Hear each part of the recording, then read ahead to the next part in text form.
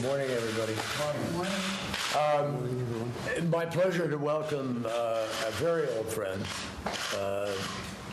The foreign minister and I go back to literally my first trip to Saudi Arabia as a senator when he was working in the Foreign Office in the Ministry of Foreign Affairs. And we have known him. I had just started. Had just started. Yeah. It was his first, one of his first moments. And we've worked together closely ever since. And this morning, I was delighted to welcome him here to talk not only about the Iran nuclear deal, but also to talk about the regional issues writ large, and particularly to talk about Syria, ISIL, the challenge of Yemen, and the things that we need to do. As everybody knows, at Camp David, we had a very thorough discussion with all of the GCC members about the security challenges of the region. And we came out with a plan, which we are filling out now. Secretary Carter will be in the region and in Saudi Arabia next week.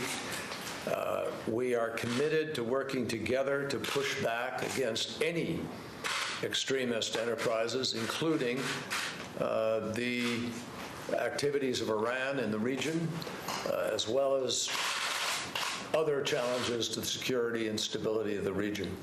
That commitment, you heard the president yesterday in his press conference double down on it. And we also obviously discussed some aspects of the Iran nuclear deal. But I am confident about our ability to continue to work together to strengthen our cooperation, our relationship, and I'm grateful to the foreign minister for his commitment to that and for spending time here today. Thank you. I want to thank you, Mr. Secretary, for receiving me today. It's always a pleasure to see you and to discuss issues of mutual concern with you.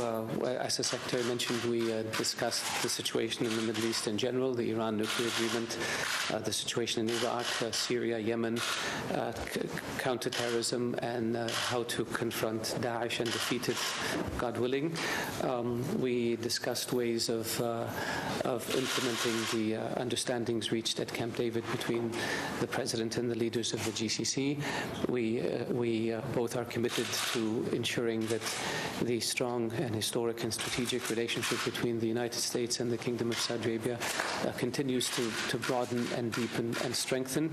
We look forward in the Gulf to receiving the Secretary on August 3rd in Doha for another meeting, and we look forward also to receiving the Secretary of Defense this coming Tuesday in the Kingdom of Saudi Arabia for meetings not only with the leadership of my country, but also with the defense ministers of the GCC to look for ways to further broaden and strengthen the security and military relationship between the United States and the GCC countries. And so thank you again, Mr. Secretary. Always a pleasure to see you. We have known each other now, I believe, for 28 years. I was a teenager, I guess, at the time. Keep believing that. Well, you were just out of college. I know. You were not even married yet. Yes. But anyway, thank you all very much. Good to be with you. Thank you. Appreciate it. Thank you very much. Mr. Foreign Minister, how do you feel about the fact that the United States has agreed to this agreement and that it will probably allow General Suleiman off the hook after it's arrested? He tried to kill you? First of all, it does not let him off the hook. It's a different Suleiman who's listed. But anyway, go ahead. Yeah. Well, I think in general,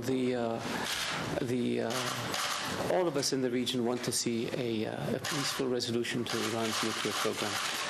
We all look forward to an agreement that prevents Iran from acquiring a nuclear capability, that has a robust and continuous inspections regime to make sure that Iran does not violate the terms of the agreement, and that has an effective and quick snapback provision that allows the reimposition of sanctions against Iran should it violate the terms of that agreement.